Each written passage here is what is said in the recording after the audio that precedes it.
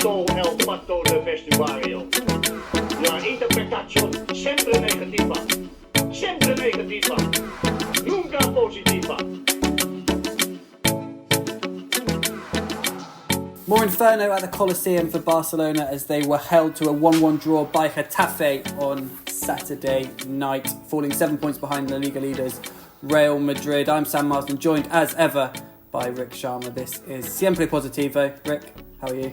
Not great today. A little bit ill, kind of thing. I mean, like you were saying to me earlier, Luna's a bit ill, I'm a bit ill, a few other people I know are a bit ill. It's that kind of time of year, isn't it? It's going around. Yeah. That's what people say, isn't it? It's going around. No Toni for today. He's on a plane or a taxi or something on his way to Lisbon for Barcelona's Champions League game against Benfica on Tuesday. So you'll have to put up with me and Rick as we dissect what was another setback for Barça in La Liga, a complete contrast to their form in the Cups this season as they continue to progress in the Copa del Rey. They won the Supercopa, they're well placed in the Champions League, but things not quite clicking in La Liga. It's 1 win in 8 after Saturday's, well, I should probably say customary draw at Getafe, because that's now 5 seasons without a win at Getafe. It's the first time they've scored there since 2019. Jules Kounde giving Barcelona the lead in the first half, very early on actually, to become the first Barca goal scorer at Getafe's Coliseum since Junior Firpo in 2019.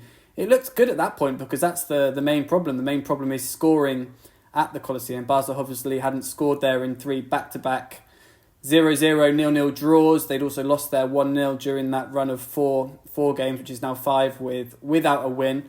But they let Getafe back into the game in the first half. Some scrappy defending, Carles Aleña involved, ex-Barca, and Iñaki Peña with, well, we'll debate this, I guess, at some point. A save, a good save, perhaps, but he pushed the ball back into danger, which was perhaps the mistake, and Mauro Arambari with the equaliser for Getafe. Barca did push-ish in the second half, although a draw increasingly looked more and more likely as the game went on and Getafe sat back and Barca created some chances, but not enough chances. We'll see what Rick thinks about the chances they create. But just on a general line, Rick, before we look into the game, I wasn't even trying to put a positive spin on it, but I think obviously it's detached from that run before Christmas in the scheme of, they've won the Supercopa since then, there was the Betis game.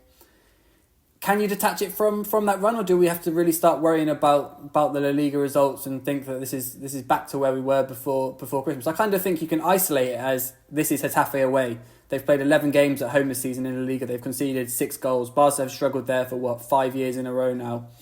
They take the point and they move on. As annoying as it came after Atletico had dropped points, obviously before Real Madrid then went and won against Las Palmas.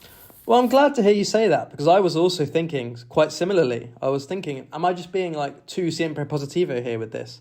Or can we say actually, even though Tony's not on the pod, to use a concept that he was talking about in one of the recent pods about whether Barcelona have competed well or not? I think more or less they did compete well against Getafe. And yes, sure, of course, you're playing a team in the bottom third of the table. You want to win the game. But like you pointed out, the sort of recent run away at Getafe has always been tough, and it is a cliche, but it is an awful place to go in La Liga, one of the worst places you can go for an away day, a trip to the dentist it's often compared to. So I think you can look at it in isolation from the other La Liga results as a potential, tough afternoon or evening on a cold night in January. And next up, we've got, apart from the Champions League, there's a couple of home games coming up in La Liga. And really, those home games are the test of whether you can look at it in isolation or not. If they don't win against Valencia and Alaves in the next 2 home La Liga matches, if they don't win both of those, then I think you can look at it as part of a long run of bad results in La Liga. And if they do win those fairly comfortably, as you would expect they would win those matches at home, then I think we can brush it under the carpet, this Getafe game. That said, you said you thought they competed well. Do you think they did enough? Do you think they created enough chances? If you look back at the game, I think there's probably the big one at 1-0, the header for Rafinha, which was probably, by far means, an easy header, but probably easier than the one he scores in the Clásico. In terms of it's coming across, it's easier to sort of redirect back across, which he sends into the side netting. There's the Balde cross, which Lewandowski heads back across goal, and neither Araujo nor Kounde, I'm not sure whether they couldn't quite get there, or whether they didn't quite commit because they didn't think it was gonna come there. That felt like a big chance. There was another one for Rafinha in the second half, this time with his feet from a far post cross from Lamine Yamal. And Flick said he was happy with the chances he created. Do you think they could have created better chances, and do you think they have a problem against teams that do sit deep? Yeah, both of those things are, the answer is yes, I think. But, I mean, they did have, at least using the app that I use, XG of 2.55, which isn't too bad for Barca. And I mean, they should have won the game based on that. Obviously, that's not how it works. But, you know, they had some chances that were good enough to win the game, especially the Rafinha one, like you mentioned. I think that, yeah, they could create better chances, sure. And I wondered, I was a little bit surprised to see Dani Olmo on the bench in this one, because he's the sort of player that you'd hope the reason they brought him in would be to unpick defences like Getafe's. And obviously it would be a bit harsh to drop Gavi, but I wouldn't have minded seeing Olmo from the start in this one. Not that he particularly did anything when he came on, but I mean, well, would you have even not gone with Lewandowski? It's hard to be too critical of him with you look at his goal scoring record, but his form in this run of league games is, you know, he scored 2 goals in the last 8 league games. If you look at his form before November and post November, it's chalk and cheese. It is slightly sort of set back by the fact that during that run he has scored goals in other competitions. There have been braces against Red Star and Brest in the Champions League, and against Barbastro in the Copa del Rey. There have been some penalties thrown in there as well, of course, including in the Supercopa final. But in general, the feeling is that he's very far from, certainly in the level he was at up until the Clásico at the end of October. Or is it too dramatic just because they played well against Betis to then go, yeah, drop Lewandowski and throw Olmo in? And perhaps it wouldn't even make a difference against a Getafe team who, for all like you say, all the fact that they are down in the bottom 3, they do have a very good defensive record, especially at home. it is a difficult decision to make for various reasons. One being that he did rest against Betis in the week, so it'd be quite a statement from Flick to not play him after his rest in that game. But he does have a back issue, Lewandowski, and you know was given a right battering by Getafe's defenders through this game. It wouldn't have been a terrible idea not to play him in this match. But then I guess, I mean, look at Dani Olmo, with his injury record. He hardly played any of the game compared to Lewandowski, and he still ended up injured afterwards. So maybe he's not the sort of player you want to play in this one either, in terms of you're going to get a kicking and the implications that could have for you. But, I mean, I would have played Lewandowski, I think he's not in the best form of the season. That seems to have gone by, but hopefully in these home games to come, he can pick up a little bit his goal scoring form. In terms of his actual performances, he was quite good in the Super Cup against Real Madrid. So I think it's fair to play Lewandowski in this one, and it just didn't turn out to be a fruitful night, as it almost never does at the Coliseum. Yeah, the Supercopa is one game when they have played well with Lewandowski, but in that run since that run of sort of, you know, 1 win in 8 in the Liga, and even looking at the other competitions, because this includes the Copa del Rey, but Barca's 2 biggest wins, 5-1 against Mallorca and 5-1 against Real Betis, whether through circumstance or not, both came when Lewandowski didn't play. Like we said on the Patreon podcast last week, it's far too much of a small sample, but he does certainly need to rediscover his form, certainly in La Liga. Well, that's what I see these 2 games coming up for are being good for as well. The Valencia and Alaves home games. Obviously, there's the Champions League in and around it as well. But those 2 games are games where you can build confidence, where you can get the wins and get back on track in the league. Yeah. The other big talking point was the penalty shout on Jules Kounde. I think it was about the 81st minute. He was attacking a cross at the far post, and he was brought down by, I've forgotten who he was brought down by now. It wasn't Alan Nyom, because Nyom was it was Uche, who was brought down by Uche. Clear rugby tackle, absolutely bundles him to the ground. There's no doubt that it's a foul. Jules Kounde. Joan Laporta, the president, has said today, Monday, that it was disgraceful. The refereeing was disgraceful in the Getafe game. He said it was a scandal, absolutely scandalous, not to award that penalty on Jules Kounde. He was then asked about a very similar one which Real Madrid got against Getafe at the Bernabeu in December, when Alan Nyom, sort of a very similar challenge on Rudiger at a corner, I think that one was, and a penalty was given. I think it was a clear penalty. I don't know why they've not given it. At the time, when you try and sort of think, why have they not given it? I was trying to think, was it because they thought Kounde wasn't going to get there? But I don't think, A, they could make that decision, and B, even if you do think that, I still think you give the penalty, because the Rudiger one, the ball wasn't coming to him at the corner either. You see sort of, penalties given at corners fleetingly. Admittedly, there's not much consistency in the corner one, but when there's sort of rough and tumbles and the ball not coming to them for off the ball incidents, you have seen penalties given. So I don't think that could be the reason. So I'm not sure why it wasn't given, because it was quite obviously we don't talk loads and loads about decisions on here, but that did seem like one of the clearer ones to me. I don't know if you agree. Yeah, penalty for me, based on the current rules. I actually think two conflicting things about it. One is that based on the current rules, it should absolutely be a penalty. And two is, not based on the current rules, I don't think people should be given penalties for a lot of things they currently given penalties for. I think it should be an indirect free kick in the box, which is not based on this game, because that's not the rule, but it should have been a penalty based on the rules. But I also think that all this sort of stuff would be much better if it was just an indirect free kick in the area for sort of shirt pulling and stuff like that at corners and set pieces. This was more than shirt pulling though. He's got his arms wrapped right around him, like almost like a bear hug rugby challenge, and sort of stops him getting to the ball. And I think he probably, if I had to go one way or the other, I'd say probably doesn't quite get there and get a shot on target. But I don't think it's clear enough to make that call. He's far enough away to say he's not getting there, if you see what I mean. Yeah. No, it should have been a pen. I don't know if I go as far as Laporta in the criticism, but of course he's kind of saying that as a bit of a distraction from the court case he's currently embroiled in. Yeah, I don't know a lot about that, so I can't really comment on some sort of case. It's to do with his personal life. It's unrelated to the club, as I understand it. Have you been reporting on it for AFP? No, not been reporting on it, but keeping a little light. It's to do with like a couple of lottery winners who were involved with a company that Laporta's involved with, which ended up with them losing a few million from their lottery winnings in bad investments. And he made money. Did he make money from it? Is that the implication? Don't know. Yeah, I guess so, but I don't know for sure. I haven't been covering it. It hasn't quite crossed over into our coverage yet, but yeah, I've seen a couple of the headlines. Back to the Getafe game. Pedri again, very good. More minutes for Gavi, who's recovering his form after his injury. Frenkie de Jong on in the second half did okay. Came on for Casado to tactical decision. Hansi Flick said it wasn't to do with an injury or anything. More minutes for Araujo at centre back alongside Kubasi. Balde, a game of two halves. So I've seen people criticising Balde. I thought he was quite good in the first half. There were some good runs.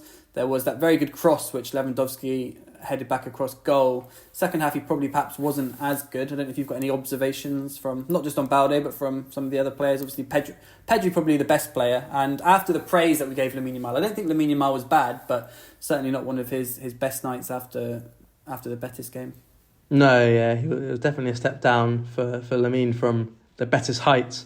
Balde was good, I thought. I quite liked his performance. I was keeping a quite close eye on him because I signed him in Toni's fantasy league, so I was keeping an eye on his dribbles and his crossing and seeing if he would get any assists or anything. And he nearly did, like you say, with that Lewandowski header. I think, it went from more to less. The last sort of 20 minutes of the game, I don't think he was very good. He did a couple of bad balls into the box or attempted crosses, which went out of play. And he was brainless to get his booking. I mean, like, you've just seen the Vinicius red card for pushing, I think it was Dimitrovic or someone. Which goalkeeper was it? I can't remember which game it was, from Madrid, where he pushed the goalkeeper in the back of the head. The Valencia game, yeah. And he got sent off. Oh, yeah, okay, yeah. And so he was sent off for that. And then Balde raises his hands. And it shouldn't have been a red card. It was very, very light touch of Balde on the Israel, I think it was, for Getafe, on his face. Just sort of, not a slap. I wouldn't go as far as saying it's a slap. But he raised his hand to his face and touched his face, which is just stupid, really. I mean, the guy was kind of taunting Balde after I think he sent a cross into the side netting or something. Yeah. No, there's an incredible taunt. It was a sort of like almost like an NFL like shutting out a touchdown defender sort of celebration, and then right up in his face, like with his hands, like, yeah, just because he'd messed up a cross. It wasn't like he'd missed a one-on-one or a huge moment. It was just like a cross which he'd sent out for a goal kick, I think, and he was right up in his face, and yeah. Yeah. Balde literally, like, the action is like a very sort of slow motion. I guess you could say just put his hand on his cheek, but it's like it's like a slow motion sort of slap, I guess. Once he's touched the face, if he's, I mean, it seems stupid to send him off by that, but I guess by the laws of the game, maybe he can. I don't know. I mean, the guy, it's a weird situation. I don't know if that should be a red card or not. I guess once you raise your hand and put your hands on someone else's face, regardless of, you can't sort of, I guess for referees, you can't judge how much sort of, at what point does it become a slap or not? I don't know if you can make that call. Yeah, I mean, I don't think it should have been a red, but I just think it's foolish to give the referee the opportunity to show you a red. Although we should mention, I mean, in the first half, Balde said he was given racist abuse by some Getafe fans, and he reported it to the ref, and it seems like they did the protocol at half-time, which is they kind of announced to the fans that they got to stop doing it. And I guess it seemed to have worked. There weren't any complaints about the second half. Yeah, I mean, it's just absolutely crazy in La Liga. I don't know what more La Liga can do. I guess you can always do more, but obviously Barca players in the Clásico as well, repeatedly with Vinicius. There was an incident in a second division game in Spain as well on Saturday. I don't know if the protocol, like you say, the protocol maybe seemed to work here, but maybe it should be zero policy, because I think the protocol is, the first thing is they make an announcement saying don't be racist. Secondly, they then sort of threaten to stop the game, is it? And then thirdly, they do stop the game. Thirdly, they take the players off the pitch. And then fourthly is like abandonment. So you kind of get like a few sort of, sounds a bit crass to say this, but kind of like free hits almost. Not free hits, because obviously there will be investigations, I guess, into what happened. But in terms of sort of the game, see what I mean? Yeah. I don't know. Flick was quite good on it afterwards. He came out and was like, it's unbelievable. It shouldn't be happening in this day and age, that kind of thing. I think he was fairly strong on it compared to some managers. There are some managers who just try and just sort of swerve the question or say, oh, yeah, it's bad, and then carry on. But Flick was pretty contundente. Yeah. I mean, it is. Do you think it is bad in La Liga, or do you think it's just that it gets highlighted more now in terms of other leagues? It's hard to say, I guess, because we're not at other leagues and not other games and stuff. I think people are more obvious in La Liga with it. I think La Liga fans are. In England, people know that it's bad, and I think there's probably a similar percentage of racist people at Spanish games and English games. But I just think the ones in England know that they can't do it, and so they don't do it. Doesn't mean they think any differently. But I think in Spain, it's kind of, so people aren't conditioned that way to think that way yet. Yeah, I mean, there have been cases now, haven't there, with certainly to do with some of the Vinicius incidents where people have been, I don't know if they've actually been sent to prison or is it suspended sentences. I obviously don't cover the Madrid stuff as close. I know the Valencia incidents, and there was a Mallorca fan. I know the Mallorca one was definitely a 12-month suspended sentence, I think, and that was the same fan who had racially abused Vinicius, and I think it was Samu Chukwueze at Villarreal. There have been a few incidents. And I think with the Atletico Madrid fans as well who have been charged for hate crimes against Vinicius. I'm not sure if anyone's actually gone to prison yet or not. Yeah, I don't think anyone does go to prison. They might be given prison sentences, but they don't actually go to prison unless it's like a violent crime, basically. Because of how short the sentences are. Yeah, a few months. Yeah, so good on Balde for calling that out after the game. I did just want to touch on the contrast of Getafe, because maybe no one else cares about this, but I was fascinated by the conversation we had on, not fascinated, but just like the timelines that have taken the Barcelona 1998 class, because obviously I saw Olmo and Aleña speaking before the game, and it made me remember that they had been part of the same youth team. So I looked it up, and the class of 1998 was Aleña, Dani Olmo. These are just the four most notable players: Carlos Perez and Marc Cucurella. And Cucurella, Aleña, and Carlos Perez have all gone on to play for Getafe. Aleña obviously started on Saturday, and he's pretty much full Bordalás ball. He's like really bought into all the theatrics and the complaining and the time wasting. Carlos Perez came on for Getafe on Saturday as well. Cucurella obviously spent, was it 1 or 2 seasons there? He went on loan to Eibar, and then I think Getafe did buy him before he went to Brighton, and then Brighton bought him from Getafe. I think Cucurella was one of the main reasons why Aleña went to Getafe, because they were, if you look back at that generation when they were sort of 15, 16, the big players who had been singled out was obviously Aleña, who went on to very fleetingly be part of the first team squad, but also Cucurella as left back. He made a couple of first team appearances, and Olmo less so, and that was obviously why he left for Dynamo Zagreb. But it was funny that you've got this La Masia generation of 1998, and 3 of them making their name in Bordalás ball. Obviously Aleña now at the Chelsea and is taken a different path, but not Aleña, Cucurella. And Dani Olmo, the one who had left, coming back to be part of the Barca side. I wouldn't say liked, but it was just an interesting sort of narrative or thread that I was trying to pull on. Yeah, it is interesting. Aleña's a pretty horrible player to watch these days. Like you say, he's fully bought into the Bordalás ball. I mean, it's interesting. We do occasionally get questions about like why wasn't this generation better compared to sort of the one that came before it and the one that came after it? I mean, maybe there's more than one in the middle there, rather than just going straight from sort of 3 generations of Iniesta, Xavi, so on, Messi, to Lamine Yamal and so on like that. But I think, Olmo and Cucurella, you can say, have been good enough, were good enough. And I was thinking about this during the game as well. Like, Cucurella obviously was blocked by Jordi Alba. The fact the veterans went on so long from the previous great generation meant that Cucurella didn't get a chance, that Aleña didn't get... he got to play a few games for Barca, but ultimately I think it's a combination of being a little bit blocked by some of the signings, I think like Rakitic or other players that the Barca brought into midfield at that time, plus also just not being quite good enough. It's interesting. Him and Ricky Puig for a little while were touted as the next 2 big La Masia talents, and I think that perhaps if you mix them together, you might have one player for Barca. You take Aleña's, what he's showing at Getafe, that sort of determination and work rate, and mixed with the sort of talent Ricky Puig had, natural talent. Maybe there's a player in there between the 2 of them. Yeah, I remember when Aleña made it to the B team. And his record for the B team was good in terms of goals, assists. 2017-18, I think he got sort of 11, 12 goals. And that was when Barca were in that's when Barca's B team were actually in the 2nd division. And I remember sort of speaking to just like press guys and stuff around the B team and stuff. And they were just like purring about Aleña as if he was sort of obviously not the best player to have played for the B team. But there was just absolutely massive, massive hopes. And he just never quite clicked at Barca. So it's been funny to see him go on and become a stalwart at Getafe, because you probably wouldn't have thought that at the time. But it's like Stoke as well. Stoke had loads and loads of Barca players. Bojan, Muniesa, I think there was some more as well. Another club with similar football to Getafe. And of course, the other player from that generation who we touched on, who is now at Barca, Dani Olmo, has picked up another knock, which you mentioned earlier in the podcast. Not too much to say about it, because I don't want to be like, we said it at the start of the season, but it has become a situation where plays a couple of games, misses a couple of games, plays a couple of games, misses a couple of games.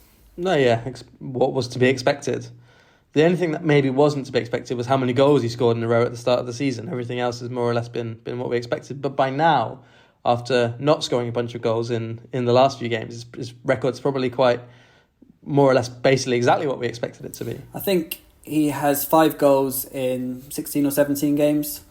Yeah, I think that's... I guess it would be 17 because he came on at the weekend, didn't he? 17 games. Maybe even 18 because he got the Super Cup final, Betis, and So it's a disappointment really. He missed the game against Benfica on Tuesday in Lisbon, and touch and go for the Valencia game on Sunday night.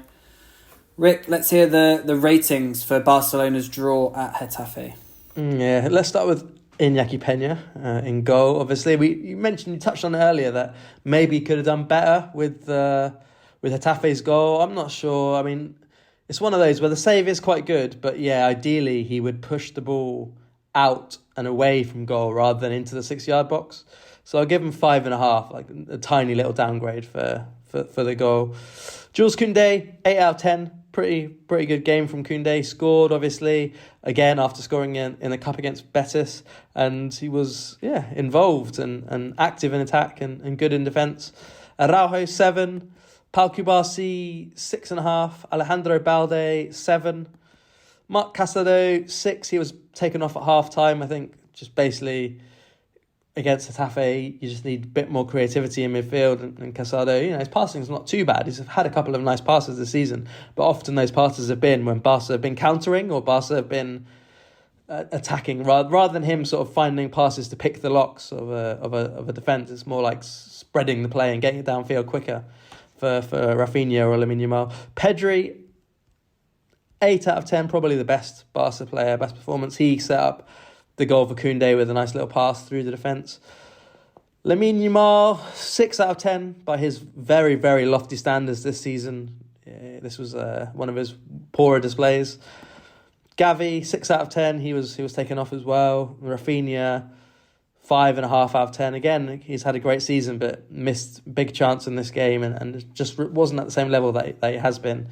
Lewandowski, 5 out of 10, hard to get involved. Don't really blame him given the treatment that he was receiving. Frankie off the bench, I'll give him a 7 out of 10. He was quite bright, had a good shot that was saved by David Soria.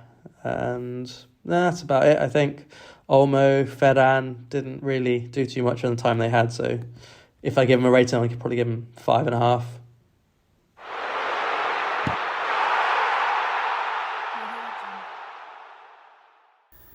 Let's just finish with the Copa del Rey draw, which took place on Monday. If you missed it for the quarterfinals, Valencia versus Barcelona, Leganés versus Real Madrid, Atletico Madrid versus Getafe, and Real Sociedad versus Osasuna. Those games, one-off games to be played at the start of February. Of course, giving way to a semi-final, which is played over 2 legs. Rick, you messaged me. You said, "I'm not. This isn't a direct quote, but another boring draw." I said something of that ilk. Yeah.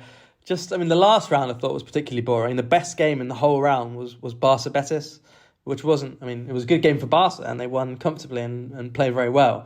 But I think that gave me. Like I mentioned on the pod, actually, I wasn't that excited about going to that game. I think just the draw in itself, I wasn't happy with, and I'm not particularly happy with this draw either. Not very exciting. Atletico at home to Getafe, Madrid at Leganés. If Leganés perform like they did against Barça and Atletico in recent weeks, they obviously beat Atletico on Saturday. Maybe there could be some fun there, but for some reason I don't think that's going to happen. I think Madrid will cruise through. But like you say to me earlier, the semi-final should be good. It should be, in theory, Barça, Real Madrid, Atletico, and maybe Real Sociedad in the other one. Yeah, I've actually just checked your message. Boring was being kind. I wouldn't dare repeat what you actually said. I'm gonna have a look. The draw is, like you say, it should give way if everything goes to plan. Obviously, the fact that Barca and Real Madrid are away, I guess, adds a little bit of a slight edge to their fixtures. I'm interested in the Barca-Valencia one because Valencia are obviously down the bottom. They've got a new coach. They have a very young, short squad. Do they even want to be in having a semi-final over 2 legs against possibly Real Madrid? If it was like one of those competitions where it felt like it had opened up and they had like a genuine chance to reach the final, but the reward for beating Real Madrid, for beating Barca, might be 2 legs against Real Madrid or Atletico Madrid in the middle of a relegation scrap. And I do think those sort of things play in the back of a player's mind in terms of sort of motivation levels. So I'm interested to see how Valencia approach that game. Obviously, Barca will want to make a statement in the Copa del Rey, I think, especially with the way things are going in the league. But like you say, if Barca, Real Madrid and Atletico Madrid, they're the 3 clear favourites. I'm not so sure about Real Sociedad and Osasuna. Osasuna having a good season. Real Sociedad certainly having a below par season. They lost to Valencia at the weekend. Osasuna just beat Athletic Club in the last round. The holders. I think that would be a very, very, very close one. If I had to bet now, I'd back Osasuna to win the cup or to win the game. No. to win the tie against Real Sociedad. I know Real Sociedad are at home, but they haven't been particularly great at home apart from beating Barca as well. Yeah, it's not been a great season for La Real. I think we will see I think Barca, Madrid and Atletico will get through, and I think Osasuna, and then let's see what the semi-finals brings over 2 legs. Yeah, interesting. I'm interested, like you say, about Valencia and how up for the cup they'll be, because I think the fans will be absolutely up for the cup. They absolutely love it when Barca or Madrid come to Mestalla. And I think there'll be a great atmosphere and they'll be really pushing the team on. But it kind of comes down to what the coach decides to do in terms of rotations. I wouldn't completely rule out that they go for it and they try and get a bit of joy into what's been a pretty dismal start to the season, the first half of the season, and then use that momentum, try and use that in the league. They just beat Real Sociedad, had a nice game there yesterday night. Yeah, you can shape your narrative around whatever you want, can't you? I can shape it around them needing to focus on a league, and you can shape it around them, that momentum helping them. So yeah, it'd be interesting to see how they approach it. Before the Copa del Rey quarterfinals, we have 2 more Champions League games to come. Barca starting at Benfica on Tuesday in Lisbon. I think we're going to see a strong Barca side. I think we'll probably see the side that started the Super Copa final. I think Chesney will come back in goal. I think obviously the only change will be Araujo in for Inigo Martinez, who obviously came on for him in the Super Copa final.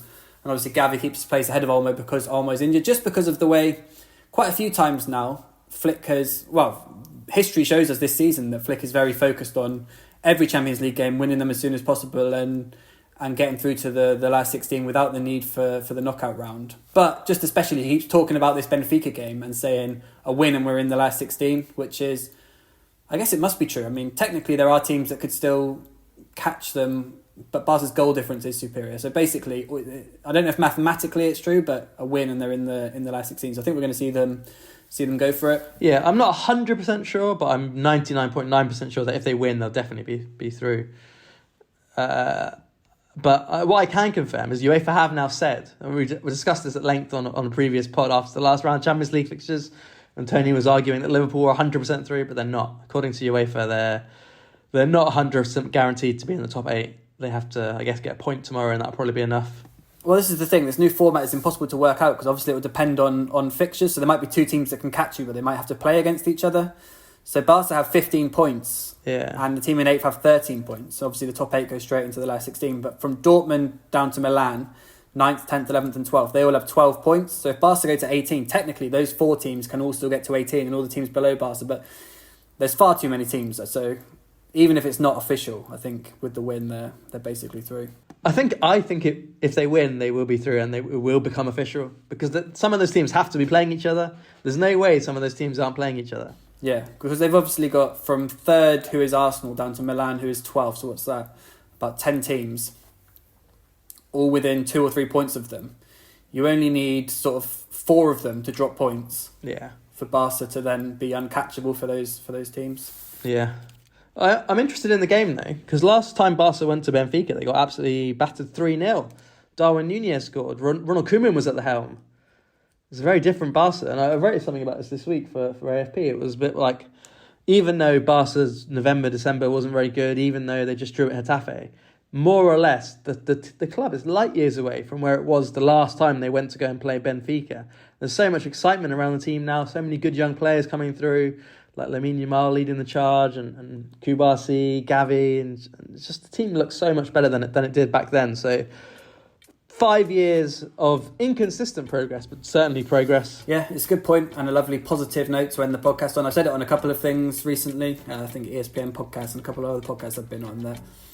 People want to know what success would be for Barca this season, etc. And I think that question in general is aimed at silverware, and we've had it on this podcast certainly. And when we turned into the new year 2025, we spoke about it. But I think that's a good point. The success is almost already there this season. The foundations have been laid for success, and Barca's name is on people's lips again when they talk about who could win the Champions League, etc., etc. Even though there has been this dip in LaLiga, which may get corrected this weekend when Barca take on Valencia at the Olympic Stadium. But first, Benfica on Tuesday. We'll be back after that game with Toni, who's in Lisbon for the game. In the meantime, stay positive.